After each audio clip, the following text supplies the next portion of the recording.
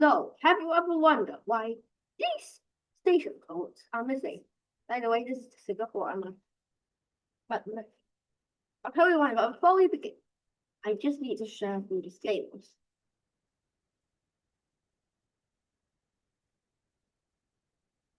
Has you finished reading the disclaimers? Good. Let's start on the north of the line. There are two stations on this line that of reserve code. The first, some stones. So, first one is Sungai Kadut. The after impression of the station looks like this, and you could see from the picture provided here. The station code was reserved ever since the Woodlands extension was built. So you see here, there's no N19. That was because it was reserved for Sungai Kadut. Even though that was like a lot, even though that was like far into the future back then, it is not currently open and is set to open 2035 according to the land transport. The other station is Canberra. Like Sungai Kadut, the station code N13 Canberra had been reserved ever since the Woodlands extension was built. So it remained closed for a long time till it opened in 2019. This the specific date is again November. So yes, it's currently open. For the northeast line, that's three stations. The first of which is NE2. This station has been missing for a long time. It was never opened, nor planned to open. It only appears on fantasy maps. And the name is unconfirmed. The Keppel Devon picture is unconfirmed. It's not currently open, and the opening date is unknown, probably in the past. Next is Woodland. This is one of the two MRT stations that remain closed when the northeast line opened. So it actually opened in 2011 when the Circle Line had already been started building. And see here, this was taken from a video.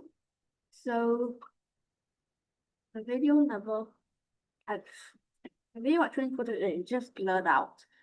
20th June 2011. It's currently open. One car.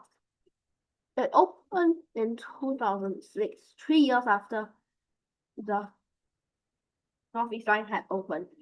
Back then, when it opened, there wasn't much around it, hence it was operating at a loss.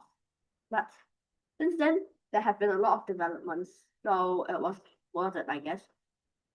So it opened 15 January 2006. Let's move on to the Circle Line. The station we will be discussing here is Bukit Brown. The station remained closed when the Circle Line stage 4 and 5 opened. Currently, trains traveling between Botanic Gardens and Telecop pass through Bukit Brown without stopping. It's not currently open. Opening date unknown. Next up, Hume Station on the downtown line. The station was initially constructed as a shell station and did not open along with the rest of the DTL2. It opened in 2025, this year, 28 February specifically, and it made the news headlines. Seriously, my family is subscribed to the Straits Times, and when we received the newspaper, it was front page news. Next is the Thomson East Coast Line.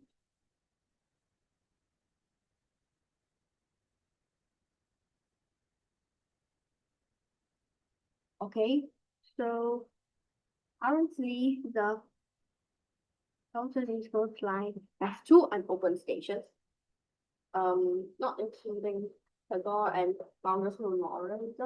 Those are A station codes. We are discussing the missing ones. The first of which is Mount Pleasant Station.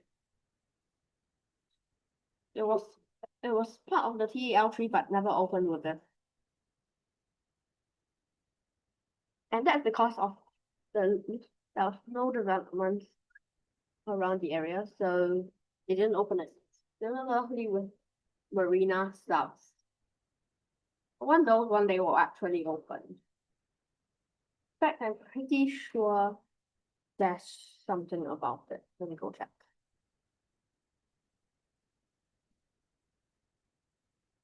Okay, so I just checked and no one knows precisely when they are going to open. Finally, we found the Ross Island line. This line is set to open in a future. The only one we're going to be discussing is CR1, Changi Terminal 5.